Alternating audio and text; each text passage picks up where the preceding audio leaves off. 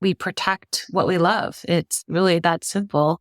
And for me, I fell in love with the ocean when I was a little kid and have ever since been trying to understand what I can do to help protect it. As soon as I learned that it was threatened and polluted and overfished and all those things. And now, of course, very much threatened by climate change. So I think having that connection to nature, that love of nature can really be the source of energy that keeps us going, as well as love for future generations and young people around today who are begging us to stop lighting their futures on fire. Welcome to the Mongabay Newscast. I'm your co-host, Mike DiGirolamo. Bring you weekly conversations with experts, authors, scientists, and activists, working on the front lines of conservation, shining a light on some of the most pressing issues facing our planet, and holding people in power to account. This podcast is edited on Gattaca land. Today's guest on the newscast is marine biologist and co-founder of the nonprofit Urban Ocean Lab, Ayana Elizabeth Johnson. She joins me today to talk about her new book, What If We Get It Right? Visions of Climate Futures, which has just released. I was given an advance copy and had the opportunity to read the whole thing. This book is a thoughtful collection of essays and interviews with experts, journalists, policymakers, and others working in the climate, agriculture, energy policy, and conservation spaces, some of which have appeared on this very podcast, such as Bill McKibben and Judith Schwartz. I found many of these interviews insightful and sensitive to the highly complex ecological, political, and social problems we face today. Notably, however, the book does not pitch a techno-utopia as the solution to climate change or all of our problems, nor does it profess to have all the answers, but rather a sober and mature examination of the esoteric, the nerdy, the wonky, and yes, the unsexy things we should be doing now to protect nature, restore it, and move towards a future that looks a lot less like corporate greed and more like justice. But I hope I haven't made it sound hard or not fun to read this book, because it definitely isn't, and is well worth your time. If you didn't think discussing things like tax abatements, commodity subsidies, or flood insurance sounded really exciting, you will after reading this book. And I submit, you will also understand how these directly apply to environmental and human rights. The book takes care to clearly outline possibilities for policy, political and social shifts, and yes, technological ones. Now, I don't want to spoil anything for you, but I think you will find the conversations with Leah Penniman on food sovereignty, or climate justice for frontline communities with Colette Pichon-Battle, and how to get climate reporting right with Kendra Pierre-Lewis, particularly great conversations. But there are many. That said, a 20-minute conversation with the author can only scratch the surface of all of these insights. But I might summarize them with Ayana's words. The most important thing is to carry ideas forward.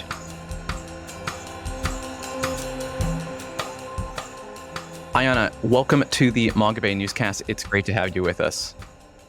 Great to be here. Thanks for having me. So I really enjoyed reading this book. I thought it was a really amazing amalgamation of a lot of very informative interviews. But a really big part of it is dedicated to examining, ecology, nature, farming, forestry, and land justice, and how this all ties together with climate as well.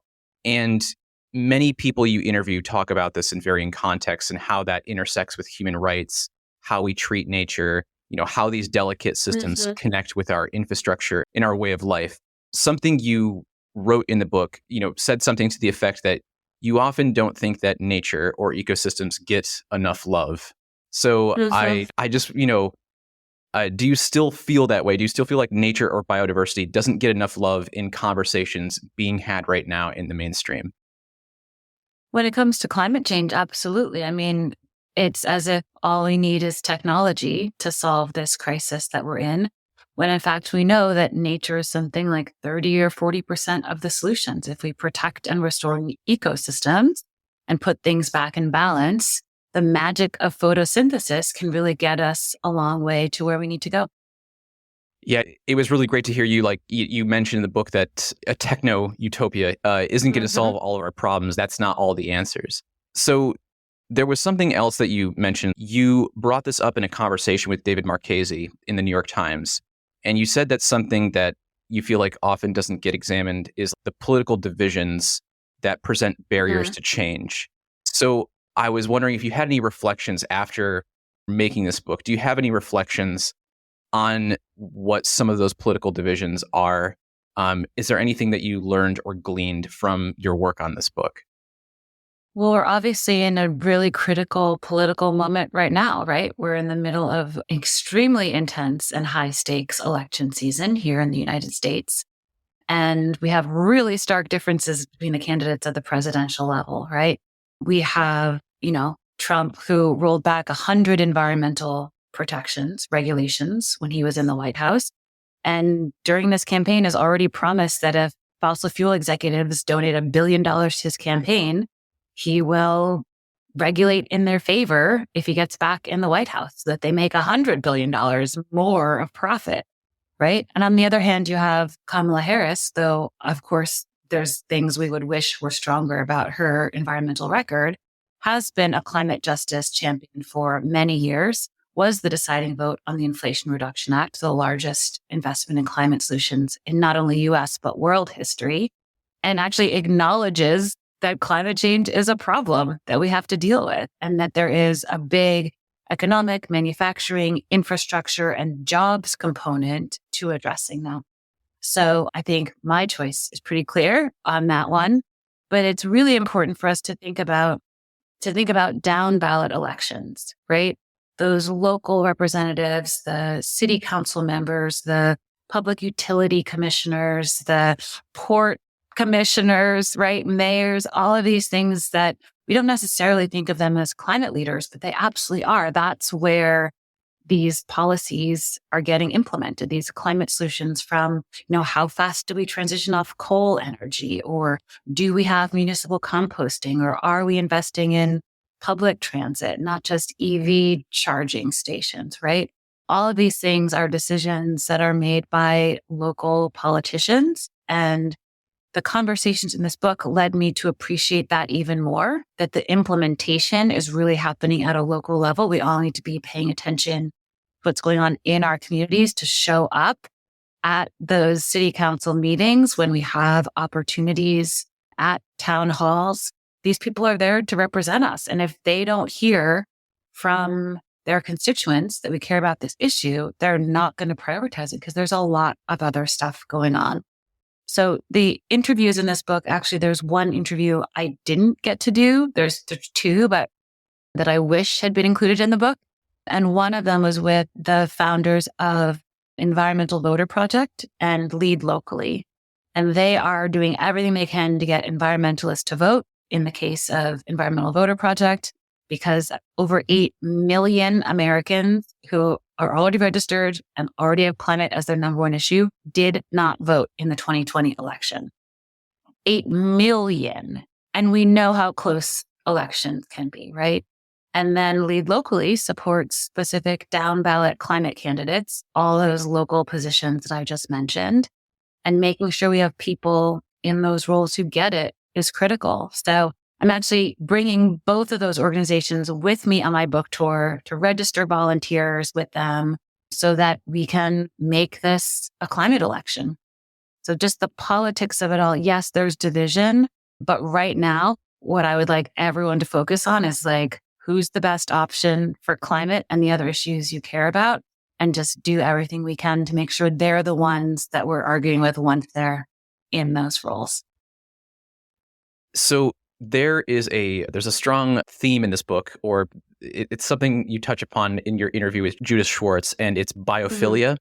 And you sort of challenge the reader to think about what in their life made them connected to nature in the beginning, like in their childhood. And I would love to talk about that with you for a second. So why is this so important for people to connect with and tap into? So biophilia, or love of life, love of nature, is such a strong motivator, right? We protect what we love. It's really that simple. And for me, I fell in love with the ocean when I was a little kid and have ever since been trying to understand what I can do to help protect it. As soon as I learned that it was threatened and polluted and overfished and all those things. And now, of course, very much threatened by climate change. So I think having that connection to nature, that love of nature can really be the source of energy that keeps us going, as well as love for future generations and young people around today who are begging us to stop lighting their futures on fire. There's been polling to show that the number one motivator for climate action is love. I'm not just like a mushy romantic. I am that, but also there's polling data. Yeah. You talk about food in this book with, is one of my favorite interviews with, I believe it was Leah Penniman, on how much industrialized agriculture contributes to not just carbon emissions, but the destruction of nature and ecosystems. And you say in the book that we are often told it has to be this way, but you outline, and you and your interviewees clearly outline that it doesn't. So can you elaborate on why it doesn't have to be this way? I mean, we don't need to douse the planet in poisons and pesticides and fertilizer in order to grow food, right? We've been growing food on this planet for a long time, and there are more regenerative ways to do that. I mean, composting, mulching, mixing different crops, rotating, low till, all of these regenerative practices have an important role to play.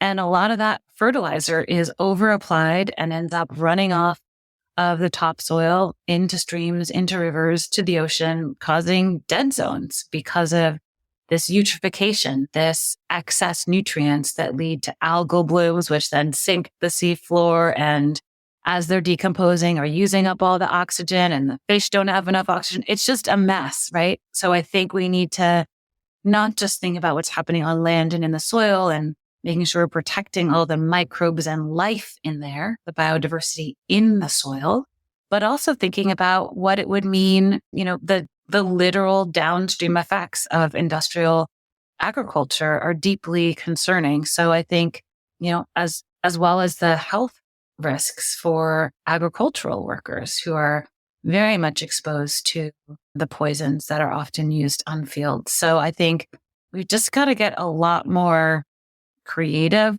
and practical about how to improve our food systems in ways that the food is actually healthy for us and the growing of it is healthy for farm workers and for other species that are around.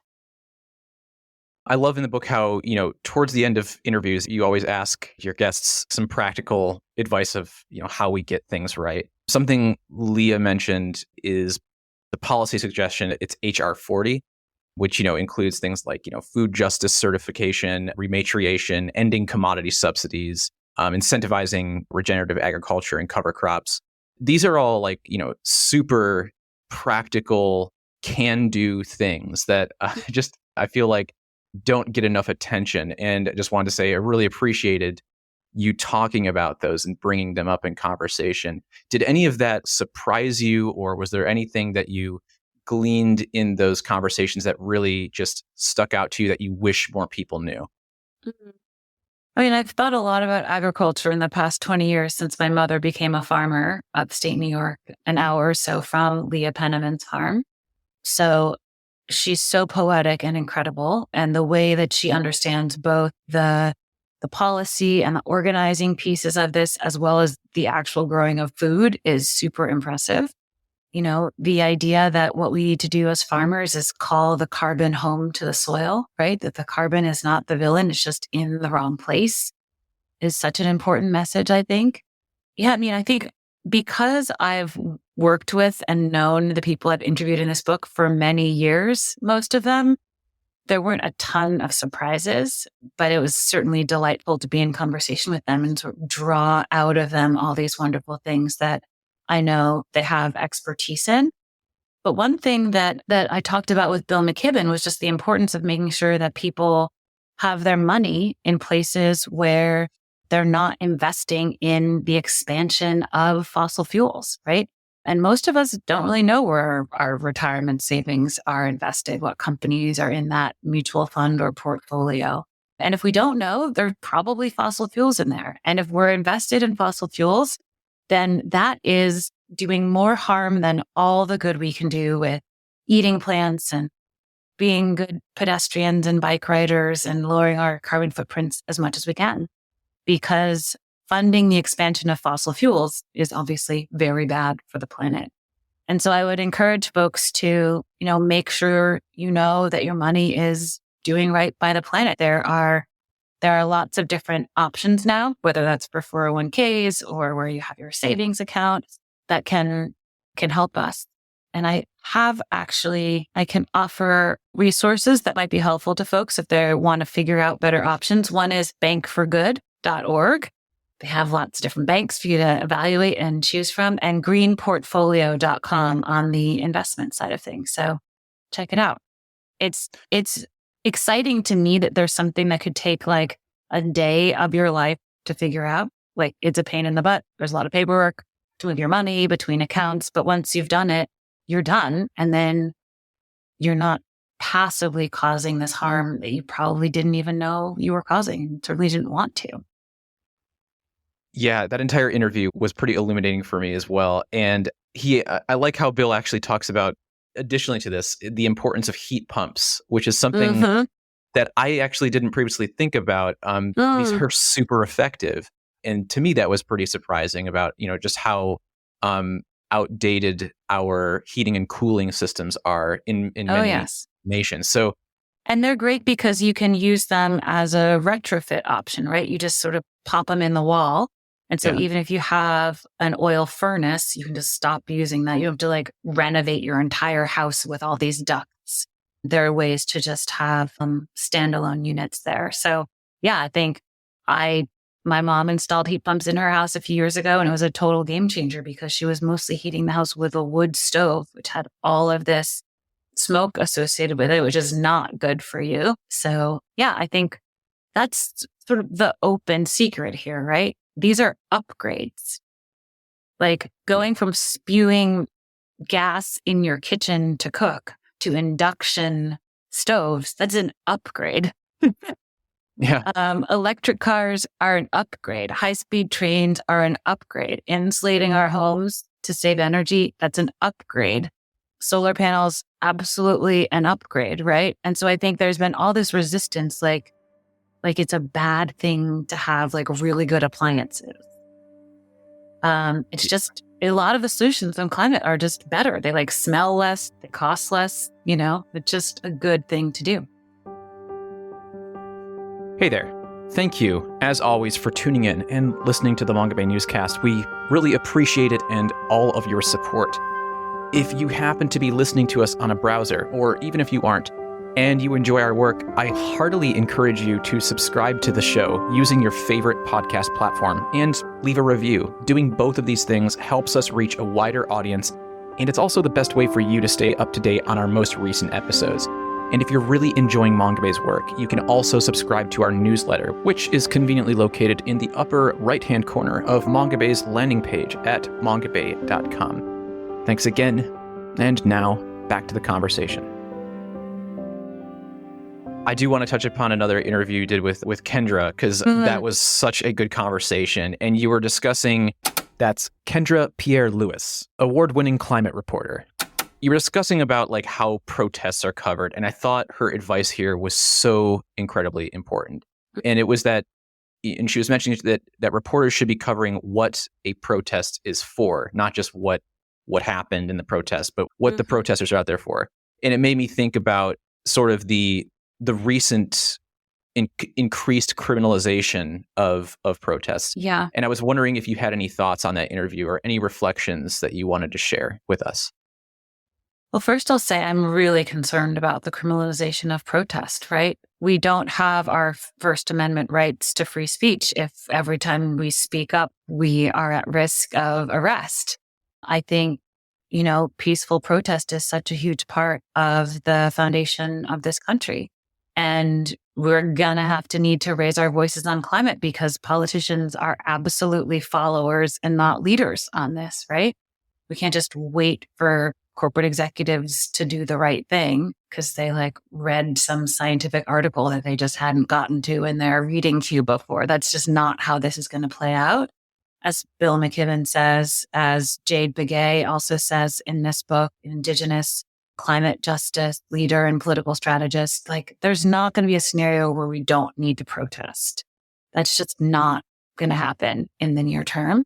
And so protecting that right to protest is critical, and making sure journalists have the, directive and skills to properly cover that is critical. Like, sure, if there's a little disruption of traffic, for what was it for? Was it worth it? Right? Is it about an issue big enough to make a disruption of the day to day a good and important thing to do to get attention? Right? Of course, we can debate about the specific details of strategy of different protest actions. But overall, I think Kendra's point is really important, that we have this protest paradigm where it's all about like naming the inconvenience. Like you might not be able to get your coffee right at the moment you want it, or the cereal or whatever. Like we have to just zoom out and think about the bigger picture and what people are trying to change. And also appreciate that it is protesters who make it much easier for people like me to talk about policy, because there is social pressure for politicians to do something differently. And then they have to talk to a bunch of wonky folks who are like, okay, like we're in, we'll do something. Like, what should we do? So yeah, I mean, I think her overall take on just the news doing a pretty shoddy job on covering climate is certainly spot on. We've sort of sectioned off the climate section of the newspaper, and that doesn't make sense because climate is actually the context for all of the other dramas that are playing out on this planet. So I want to talk about an epic journey you outline in the book where you're championing coastal and ocean climate policy. Oh, yes. And it was, that was a really fantastic read. And I have to say 5 op-eds is really impressive. So, that was a huge accomplishment. But I'm curious, after you went through all that, what was the biggest thing you learned? What was like the biggest takeaway you got from that? The most important thing is to carry the ideas forward. I mean, the people will change, the politicians will change. I mean, this was a story about my attempt to push forward this narrative of a Blue New Deal in complement to the green one, because the ocean is a huge part of climate solutions. I mean, the latest analysis is that 40% of our climate solution can be found in the ocean, whether that's renewable energy offshore or zero emission shipping or protecting and restoring coastal ecosystems, regenerative farming in the ocean, seaweed and shellfish, right? There's all these things we could be doing that are solutions to climate. And if we don't include those in climate policy, like the Green New Deal concept, then we're really missing not just a nice to have, but a must have. And, this was something we brought up with each presidential candidate back in 2020 and making sure those ideas carried forward, right? From Jay Inslee's campaign to Elizabeth Warren's campaign to Bernie Sanders' campaign to the Biden campaign. And now the staff who had worked on all of that, who are in the White House, like Maggie Thomas. It really is just like this endurance game, this tenacity, this adherence to the principle and the goal, and kind of like the players will change, the context will change, but you'd have to just keep like moving these things forward. And of course, it's all about collaboration. So, having that inside outside game, as they call it, you're working with staff in political offices, you're working with people, think tanks, you're working with activists and trying to figure out who are the right people at which moment, what's the right message, but also who's the right messenger. Sorry, this is not one takeaway at this point. It's fine. It's a lot of takeaways. It was a really informative effort for me. And of course, it's one that's still ongoing. The goal is still to make sure the ocean plays a major role in federal climate policy, as well as at the state and local level too. And that's going to be work that I do for a very long time, I'm sure. I mean, that's the founding principle of urban ocean law, that coastal cities are not prepared for the impacts of climate change. And we've got to really think about that, because 1 in 5 Americans live in a coastal city. Like, we don't have a plan for dealing with sea level rise, for how to adapt and be more resilient to the changes that are coming. So yeah, I mean, I think it's also, the lesson is like, this is the long game. It's not like you get some singular, cute, discrete law passed and then the work is done. We have to commit to things for years and if not decades. Well, Ayana Elizabeth Johnson, thank you so much for joining me today and speaking with me. Where would you like to direct listeners to find and maybe purchase a copy of your book? You can go to getitright.earth, the book website, find out about all of the contributors whose wisdom is collected in the book. There's also a playlist there. My anti-apocalypse mixtape can be found there, as well as a reading guide. So yeah, I hope people, and of course, a link to buy the book at getitright.earth. Thank you so much. It's been a pleasure speaking with you. Likewise. Thank you. If you want to pick up a copy of What If We Get It Right, head to getitright.earth, or you can find a link in the show notes. As always, if you're enjoying the Mongabay Newscast or any of our podcast content, such as our sister series, Mongabay Explores, and you want to help us out, I really do encourage you to spread the word about the work we're doing here and tell a friend about the show. Word of mouth is a great way to help expand our reach, but you can also support us directly by becoming a monthly sponsor via our Patreon page at patreon.com/Mongabay. We are a nonprofit news outlet, so even just $1 per month makes a pretty big difference, and it helps us offset production costs. So if you're a fan of our audio reports from Nature's Frontline, go to patreon.com/Mongabay to learn more and support the Mongabay Newscast and all of our podcast content. But you can also join the listeners who have downloaded the Mongabay Newscast well over 500,000 times by subscribing to this podcast wherever you get your podcasts from. And you can also download our app for Apple and Android devices. Just search either app store for the Mongabay Newscast app to gain fingertip access to new shows and all of our previous episodes. And of course, you can also read our news and inspiration from Nature's Frontline at mongabay.com, or follow us on social media. Find Mongabay via our accounts on LinkedIn at Mongabay News, and on Instagram, Threads, Blue Sky, Mastodon, Facebook, and TikTok, where our handle is at Mongabay, and on YouTube at Mongabay TV. Thank you, as always, for listening.